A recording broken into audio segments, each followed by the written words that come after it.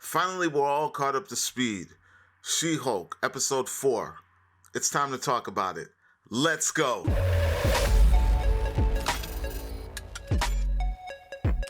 What's going on, everyone? Welcome to Klepcx FM, brought to you by CritiX.com, a place where we talk about movies, television, and pop culture. And if you're into that kind of thing, make sure you hit that subscribe key and that notification bell so y'all can be up to speed about everything that I talk about here. Now, ladies and gentlemen, boys and girls, it is time to talk about She-Hulk once again, but this time episode number 4.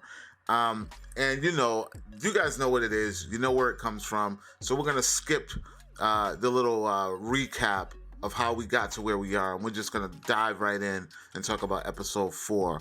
I gotta tell you, right now, this is my top She-Hulk episode. I'm not even gonna lie. Like, I had so much fun watching this episode.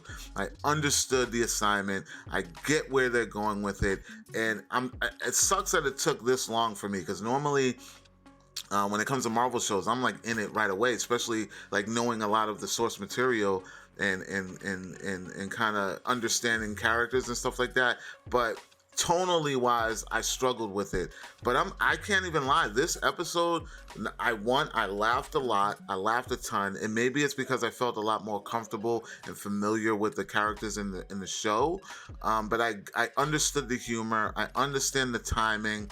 And I love what they're doing with Wong. Possible spoilers, guys. I'm going to try my hardest to not talk about details, but there's just so much fun in this that I may just have to just say something about it. So if you don't care about the spoilers, let's talk about it. But if you do, go watch the episode, come back, and then drop your thoughts, and let's talk about this. But yeah, finally you understand. Well, I understood.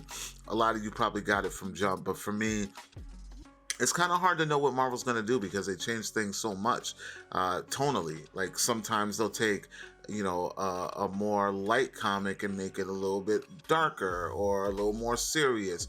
Like, for instance, the story of Captain America, how when they brought in Winter Soldier, it was a little more, a little more gritty, a little more grounded than, good old Captain America, you know what I mean? And then you get into, something like She-Hulk, and it's like, oh, right on beat. They're not trying to pretty much change anything. It's wacky as hell, but it's fun. In this episode, they nail it. For me, anyways. Wong.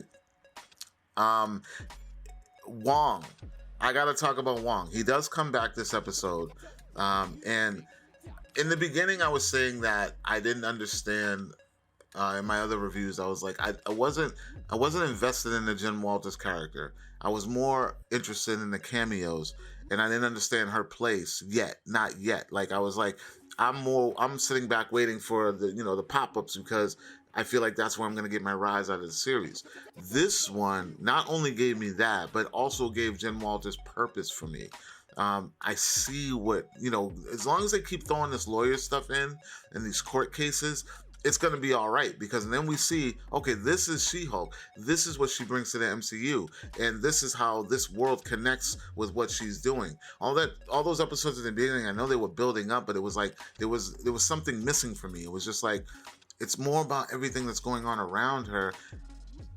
I'm not feeling her purpose yet, but now it's just clear as day in this one. You get a massive team up between She-Hulk and another character. I mean, you probably could figure it out, but I don't want to be the one to just spill it out there until a lot of people see it. But it's a fan favorite character, of course. There's a nice little team up. Brief, but it's fun. It's fun as hell. You get a lot of the comic book tropes in that scene. Jen Walters is spot on being She-Hulk. I love that about Tatiana Maslany. She is killing it in this episode. There is a great chemistry between two characters. I ship the hell out of them. I need more Wong and Madison. I'm sorry. You guys don't know who Madison is? When you see the episode, you will. I need more of Wong and Madison. I had so much fun watching those two on screen. Overall, I think it's going to be all right. For a while, I was on the fence, but I think it's going to be all right going forward. I am more excited to see what they do with Daredevil because he is my all-time favorite Marvel character, superhero. Matt Murdock is like everything to me in the Marvel world. Period. And I'm very curious to see what they do with that. I'm curious to see other characters coming in. Like they're dropping so many Easter eggs and so many things that it's like you can't keep up. Your head's spinning, but it's so fun. I want to know what you all thought about this episode. Are you even excited to see it? I'm not going to hold you guys up too long. I just wanted to share my thoughts about She-Hulk episode 4. I'm really digging it now. Like, took me a little bit. It was slow burn for me. But now I'm there. I get it. I see the vision. Kevin Feige, everybody involved. I understand what you're doing with She-Hulk, and I'm on board with it. It's fun. I love it. This is really fun. 3 wasn't really a favorite, but it was better than 2, in my opinion. But yeah, I'm on board now. So let me know what you guys think. Like, comment, share. Make sure you subscribe. And for more movie news, television news, and pop culture, guys, make sure you check out wearecritics.com. And I'll talk to you all later. Peace.